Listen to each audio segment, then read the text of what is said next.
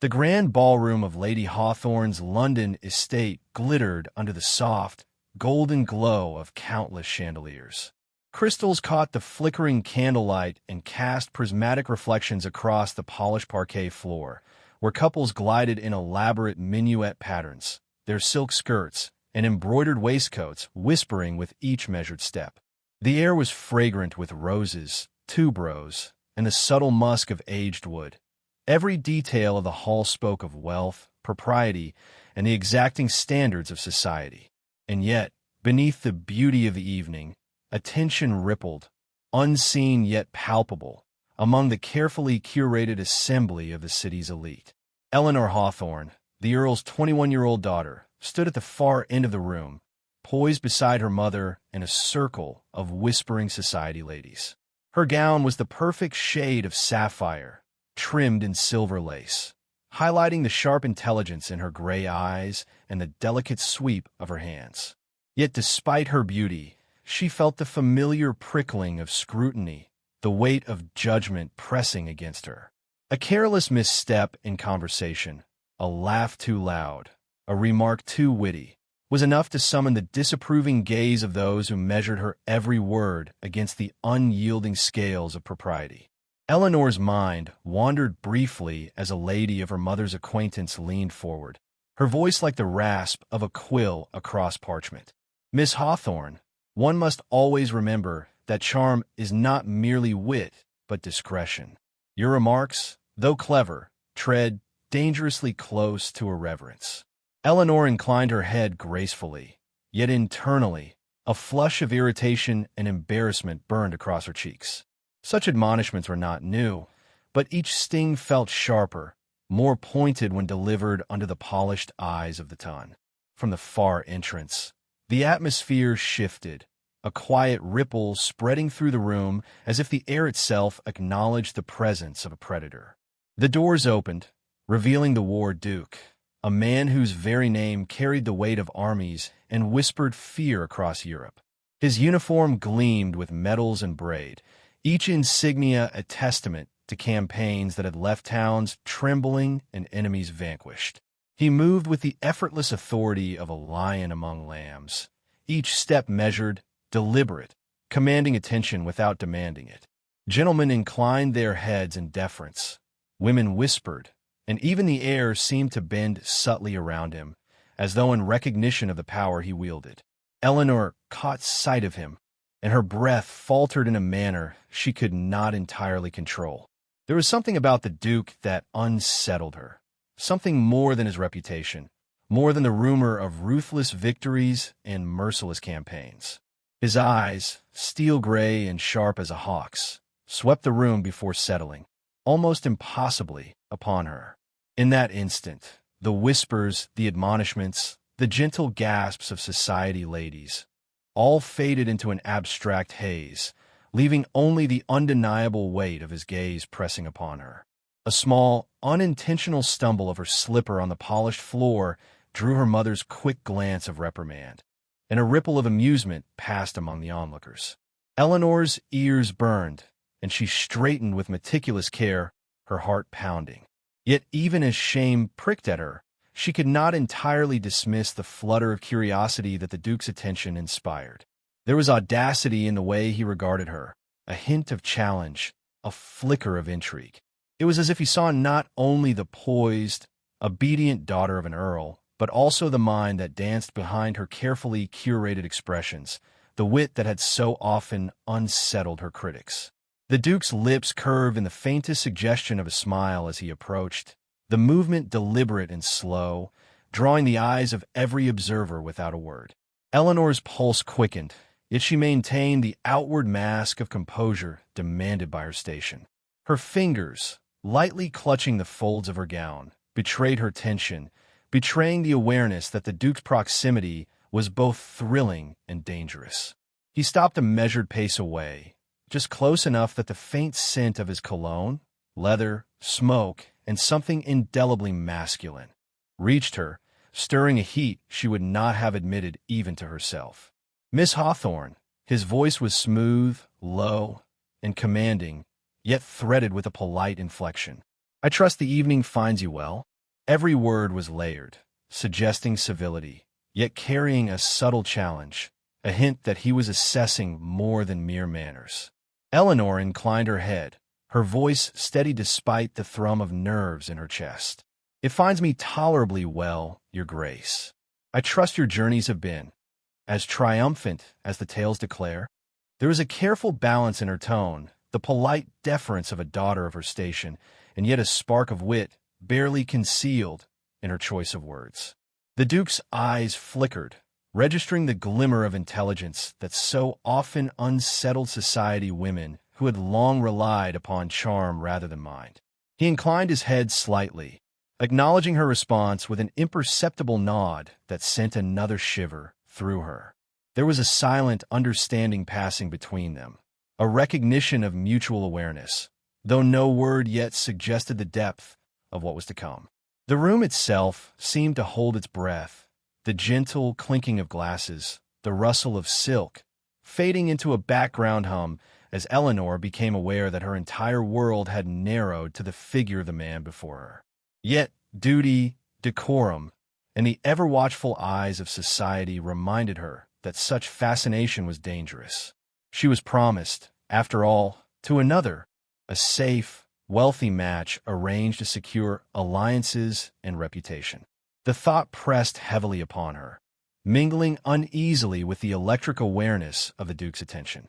Her mind, trained in careful observation and social maneuvering, noted the small details, the way his gaze lingered, the faint smile that hinted at private amusement, the deliberate tilt of his posture that spoke of dominance and confidence. A sudden clatter echoed across the far side of the ballroom, a misstep by a nervous debutante sending a serving tray of champagne tumbling, drawing a collective gasp. The Duke's eyes flickered momentarily toward the disturbance, yet they returned to Eleanor as if no interruption could sway his focus. She felt a tremor of both fear and excitement, recognizing that she had drawn the attention of a man accustomed to commanding armies, and that in doing so, she had awakened something far more personal, far more intimate, than public admiration or idle curiosity. As the Duke moved away to address other guests, Eleanor's pulse continued to race. The first encounter had passed, yet a sense of inevitability settled in her chest, a quiet, insistent awareness that the presence of this man, ruthless, formidable, commanding, would not fade from her life. She had glimpsed the stirrings of desire, curiosity, and challenge in his gaze, and she understood, with the sharpened intuition of one who had long navigated the treacherous waters of society, that her carefully ordered existence was about to be disrupted. She inhaled deeply, steadying herself, and allowed a faint, measured smile to grace her lips. There was a war to be fought, but not upon the battlefield. This was a war of wit, of restraint, of whispered glances and subtle provocations, and Eleanor realized that in this contest, her heart and mind would be tested in ways she had never anticipated. The Duke, for all his formidable reputation, had been caught unaware as well, drawn by the brilliance and spirit of a woman he could neither possess by convention nor dismiss by pride. And so the night continued, glittering, perfumed, and filled with whispered judgments. Yet in the midst of the music, the clinking of glasses, and the soft rustle of silk, a quiet storm had begun, a storm of desire, of forbidden attraction, and of the relentless tension between duty and longing. Eleanor knew that this was but the first brush of what would become an irresistible, consuming force, and that the world she had known, the world of propriety, of careful alliances, of whispered approval and subtle scorn, would soon be upended by a gaze, a gesture, a single, unavoidable recognition of a fire neither she nor the War Duke could deny. The following evening, London had surrendered once more to the steady pulse of society's routines. Carriages rolling over cobblestones, lamps flickering in the mist-laden streets, and a distant echo of a piano spilling music from a window above. Eleanor moved with measured grace through her father's library, a quiet refuge she often claimed when the weight of expectation pressed too heavily upon her shoulders. The shelves, stacked with volumes bound in rich leather and embossed with gold lettering, seemed to whisper tales of ancient wisdom, of men and women navigating the treacherous currents of their own time.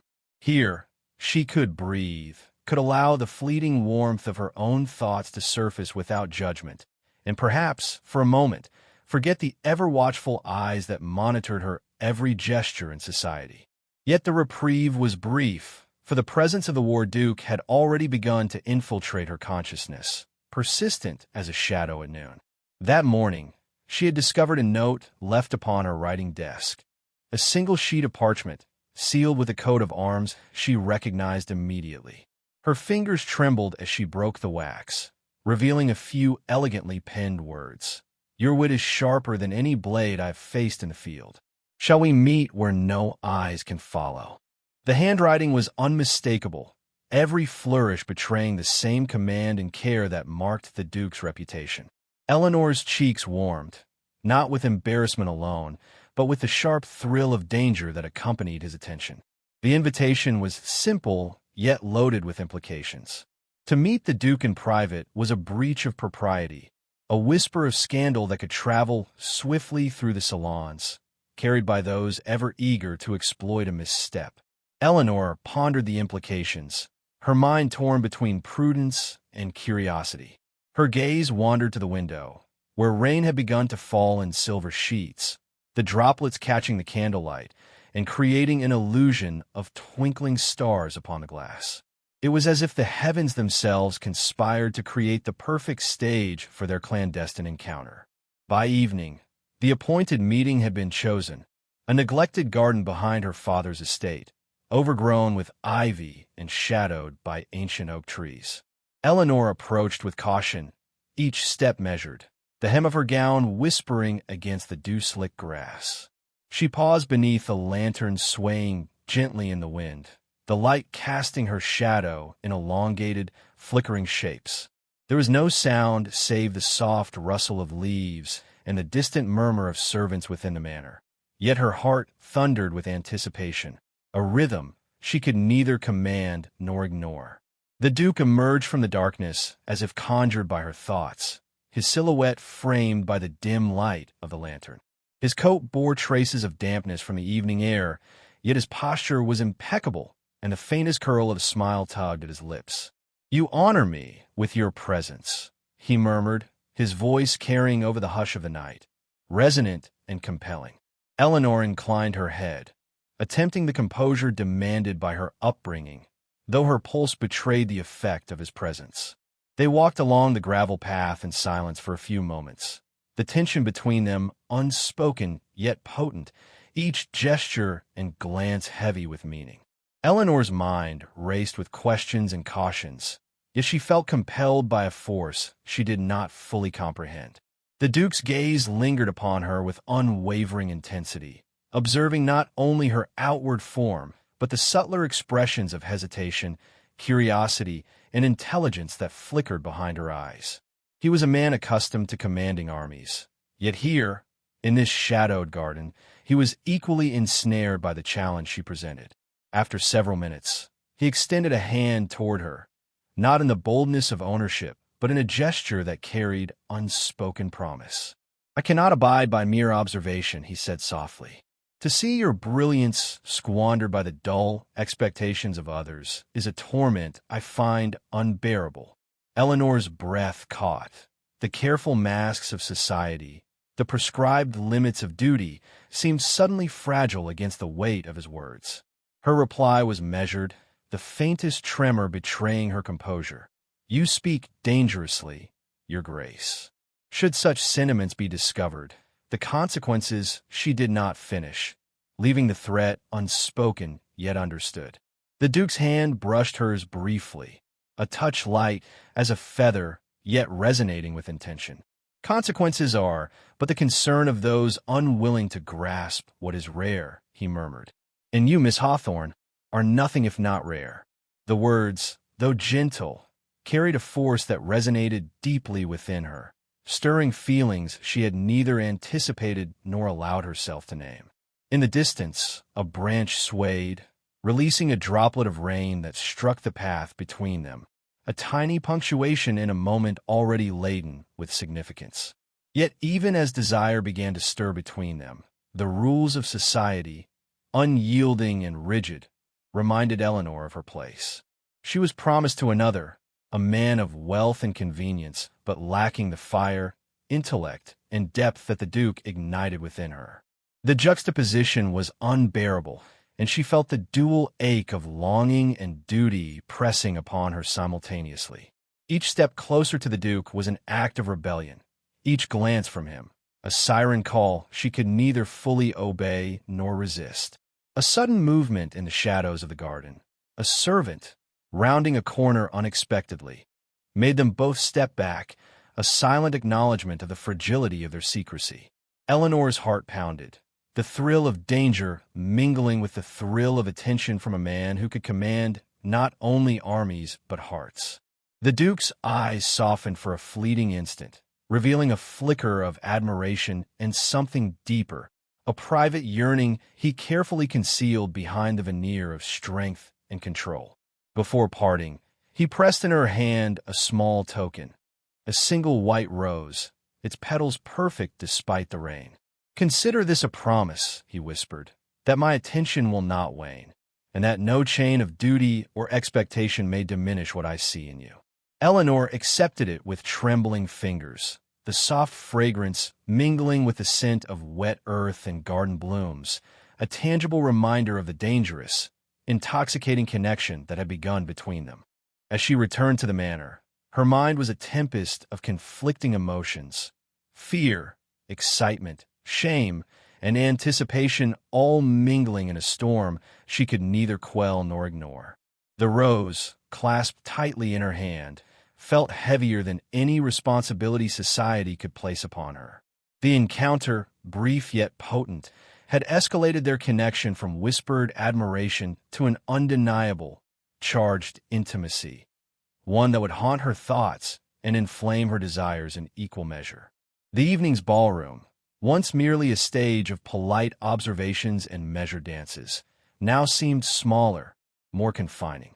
Every glance from the Duke, every polite word exchanged in passing, held an undercurrent of private meaning, and Eleanor could feel the eyes of society attempting to discern the secret she herself scarcely understood. The promise of scandal, the thrill of audacity, and the nascent stirrings of forbidden passion had been planted firmly in the garden's shadowed paths. And so the night closed, leaving Eleanor alone in her chamber, the white rose resting upon her writing desk. She traced its delicate petals with a finger, the touch both comforting and electrifying. She understood, with a clarity both exhilarating and terrifying, that her world, the world of duty, propriety, and whispered approvals, had been irrevocably altered. The Duke's presence had ignited a storm, and whether she could navigate its force without losing herself or her carefully constructed reputation remained uncertain. A single thought persisted, echoing in her mind with relentless insistence. The war Duke desired her, and she could not dismiss the knowledge that she, in some measure, desired him in return. The manor's library was quiet, the only illumination a steady fire flickering in the hearth, casting long shadows that danced upon the gilded spines of books and the carved wooden panels. Eleanor sat in a high-backed chair, the white rose from the Duke resting beside her on the velvet cushion, its fragrance mingling with the scent of old parchment and polished oak. Outside, the rain continued its soft descent, pattering against the leaded windows with a rhythm that mirrored the anxious beat of her heart. She had long prided herself on composure and intellect, yet tonight those defenses felt brittle, as though the presence of one man might shatter them entirely. A sudden, soft knock at the door drew her gaze. The Duke entered without waiting for invitation, as though he had been there all along, a figure carved from shadow and firelight. His coat, damp from the evening drizzle, hung at his shoulders in perfect order. His eyes, steel gray and penetrating, were fixed upon her with an intensity that rendered the room smaller, the air thicker, as if space itself had bent to accommodate the gravity of his presence. "Miss Hawthorne," he murmured, his voice low and commanding, yet carrying a softness reserved for moments when propriety dared not intrude. You honor me by granting me this audience. Eleanor inclined her head, her pulse quickening as she fought to steady her voice. Your Grace, the night is ill-suited to clandestine meetings, and yet her words faltered, awareness of both duty and desire weighing upon her tongue. She could feel the Duke's gaze, unwavering, measuring her hesitation and drawing out the truth that she scarcely admitted even to herself. He moved closer, stopping just beyond the reach of her outstretched hand, the warmth of his presence filling the room.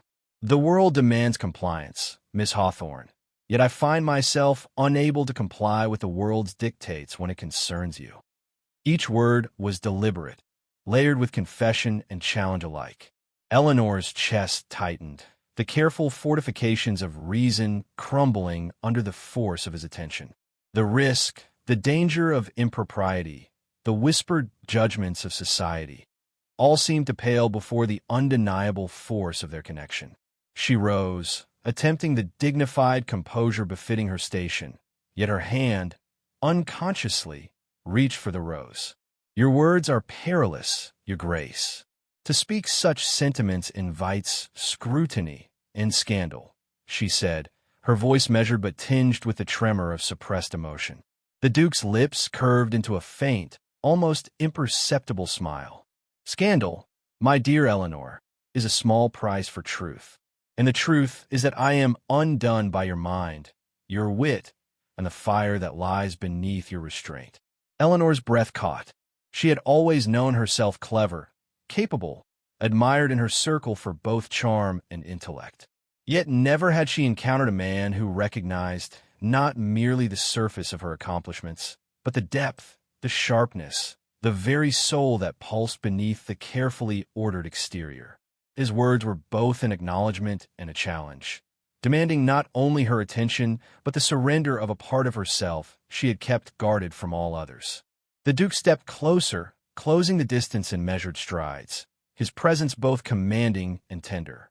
I have commanded armies, he continued, his voice dropping to a near whisper, yet never have I faced a campaign such as the one before me now. You, Miss Hawthorne, are a fortress of brilliance, and I am powerless to retreat. His hand, hovering briefly, brushed against hers, an electric contact that spoke of unspoken promises and desires restrained only by circumstance. Eleanor's heart trembled, the dual weight of fear and longing pressing upon her chest. I am promised to another, she whispered, the words heavy with the gravity of duty and expectation. A man of wealth and position, though lacking the qualities that you so admire. The Duke's expression softened, a flicker of something almost tender crossing his otherwise stern countenance. And yet, it is not the conventions of society I heed, but the truth of my heart, he replied. I care not for alliances or wealth, only for the mind and spirit that has captivated me utterly. The words hung between them, a fragile bridge spanning desire and restraint. Eleanor felt the pulse of temptation, the seductive call of a man who, for all his power and reputation, approached her not with demands, but with acknowledgement of her intellect and autonomy. Her hand trembled as she touched the petals of the rose once more, the symbol of his attention and the promise of what might come. And if I cannot resist, she murmured, almost to herself, the question both rhetorical and urgent. Then, he said, his voice dropping lower, suffused with earnestness and heat, we find a way to endure the world together, in spite of its constraints. I will honor you, protect you. And yet he paused, the intensity of his gaze anchoring her. Yet I cannot deny what I feel. My restraint is not of choice, but necessity, and it grows ever more difficult with each glance, each word, each presence of yours. The room seemed to contract, the firelight casting a halo around them both, isolating them in a private sphere where societal rules held little sway. Eleanor, usually so composed, felt the tremor of vulnerability settle through her chest. She recognized, with a clarity that was both exhilarating and terrifying, that her carefully constructed world, of obedience, decorum, and dutiful engagement, was vulnerable to the storm this man had brought. The Duke, with nothing more than proximity and the sheer force of his presence, had rendered the defenses she had so meticulously maintained almost irrelevant. A clock chimed softly in the distance, a reminder of the passage of time and the duties that awaited beyond the library doors. Eleanor's pulse continued to race, yet she found herself unwilling to retreat completely, drawn instead into the gravity of his gaze. "And you, what of your own honor, your grace? What of propriety in the eyes of society?" she asked, a challenge veiled in inquiry. The Duke inclined his head, his expression resolute. "Honor and propriety are mutable, my dear Eleanor. What is immutable is the truth I have found in you." For a moment, silence reigned. Outside, the rain softened, as if the night itself were holding its breath, bearing witness to the private confession exchanged in shadows and firelight. Eleanor felt an unfamiliar certainty settle over her, a recognition that the world she had known would never be the same. The Duke had pierced the armor of her intellect and her carefully maintained dignity, leaving in its place a resonance she could neither deny nor fully understand. Finally, he stepped back, the gesture deliberate, leaving the rose upon the table once more.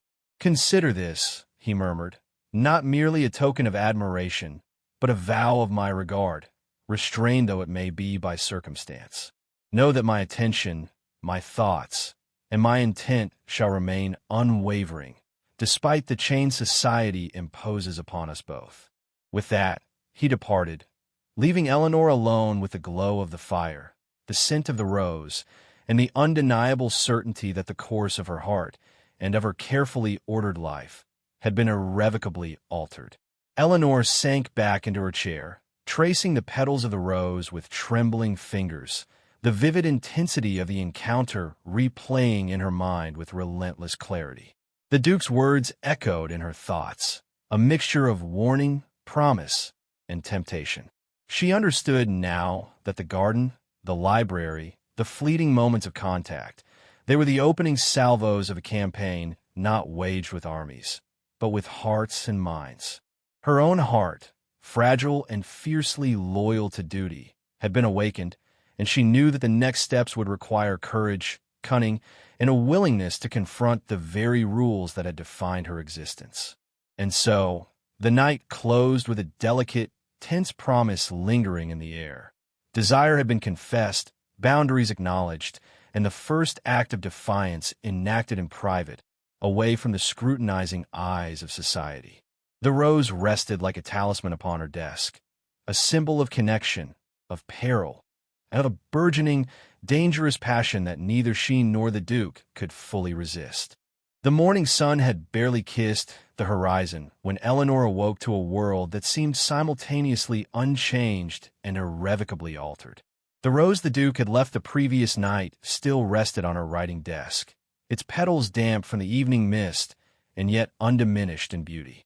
Its presence was both a comfort and a reminder, a symbol of a promise made in shadows, of desires confessed in secrecy, and of a man whose attention had come to dominate her thoughts with the insistence of a relentless tide.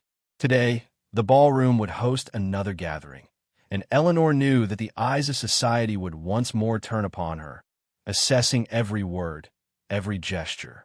Yet her thoughts were not on propriety, but on the man whose presence had awakened something profound within her, a storm neither she nor the world could control. The War Duke arrived promptly, his entrance commanding the room with effortless authority. Guests paused mid-conversation, servants halted in their duties, and Eleanor felt the familiar pull of his gaze before it met hers. The steel-gray eyes, so piercing and unyielding, softened as they lingered on her, acknowledging the unspoken understanding that had grown between them.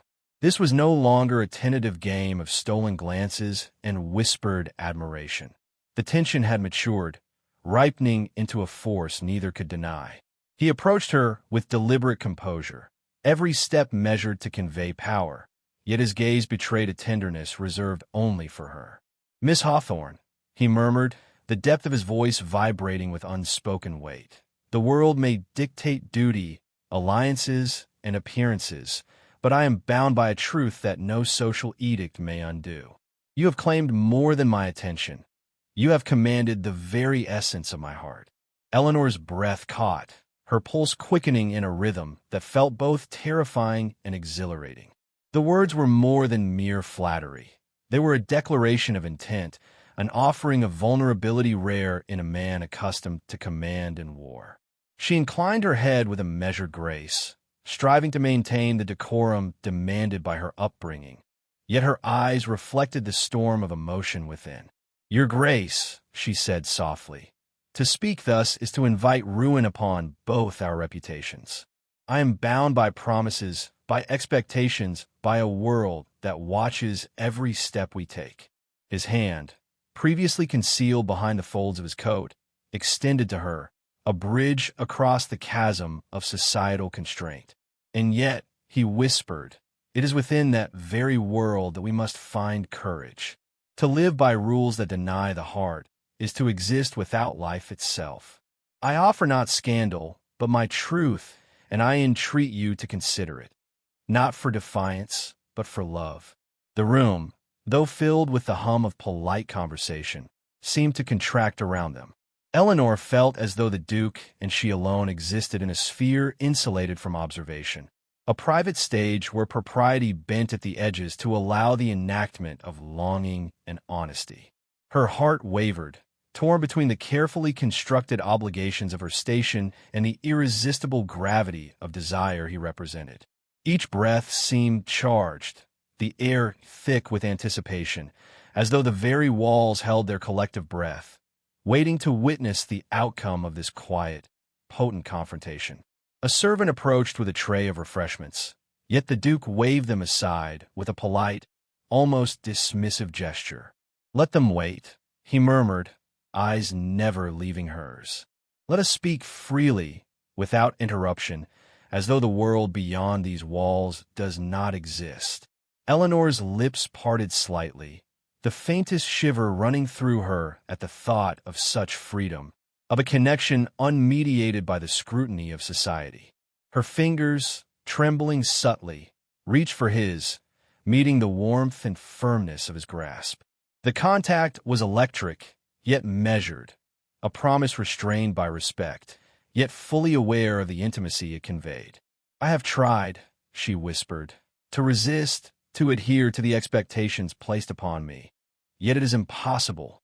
Your presence, your words, the way you perceive me. I cannot deny it, and I do not wish to." The declaration, spoken in tones soft yet unwavering, hung in the space between them. The Duke's expression softened further, a rare vulnerability mingling with the commanding intensity that defined him. "Then let us step beyond the confines of convention, Miss Hawthorne," he said. "Let us honor what is true, even if it defies the world. Let us claim, in the only way permitted to hearts unwilling to yield, that which is rightfully ours." In that moment, the world outside the library seemed distant and insignificant. Eleanor felt the rush of possibility, the intoxicating allure of a connection that recognized intellect, spirit, and heart alike. Her hand remained in his, and in the warmth of his touch, she perceived not only desire, but respect, admiration, and an unspoken promise that this bond would endure against the relentless pressures of society. Every hesitation, every caution, seemed to dissolve, replaced by a certainty that what they shared was irrevocable, undeniable, and worth every risk. The Duke's voice, a low murmur resonating with both authority and tenderness, broke the silence. "I claim you," he said, "not as possession, but as the equal of my soul. No arrangement, no promise, no worldly expectation can diminish the truth of what I feel. You are my choice, my desire, and my heart's only allegiance." Eleanor, her own voice trembling yet resolute, met him fully. "And I accept your grace. With my mind, my spirit, and my heart, I yield to what is ours, even if the world protests." A soft gasp passed through the distant threshold of the library, unnoticed by them, as if the universe itself acknowledged the gravity of the moment. Outside, the first rays of sunlight broke through the rain-laden clouds, illuminating the petals of the white rose that still rested upon the table. Its symbolism was no longer subtle. The token of promise had become the emblem of union, a quiet witness to a love both bold and enduring. As the morning progressed, the Duke and Eleanor remained together, speaking in hushed tones, sharing the intimate knowledge of each other's thoughts, fears, and hopes. No grand gestures were required. The power of proximity, of acknowledgement, and of mutual understanding sufficed to declare their bond more convincingly than any public display. Their love was forged in subtlety, in restraint, and in the recognition of intellect and spirit, a romance elevated above mere infatuation, rooted instead in admiration and mutual devotion. When at last they parted, it was with the understanding that society's scrutiny would continue, that whispers and glances would follow them as shadows do the light. Yet both knew that nothing superficial could undo the connection established in private, that the Duke's declaration and her acceptance had shifted the course of their lives irrevocably. Eleanor carried with her the quiet triumph of autonomy, choice, and the knowledge that she had engaged not only with desire, but with a man who recognized the full measure of her mind and heart. The white rose, now resting against her writing desk in the glow of morning, seemed to pulse with significance. It was no longer a mere token. It was a testament to courage, to passion, and to the triumph of truth over convention.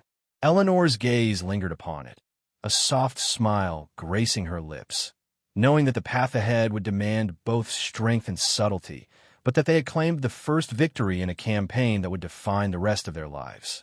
And so, the morning closed not with fanfare or public acknowledgement, but with the profound intimacy of a love confessed and embraced, a bond sealed in the quiet dignity of private truth. The storm had passed, but its echoes lingered, a promise that in the heart of London's rigid society, the Ward Duke and the Earl's daughter had found a sanctuary for the most precious of truths. That love, when recognized and honored, can prevail against the weight of expectation, judgment, and time itself.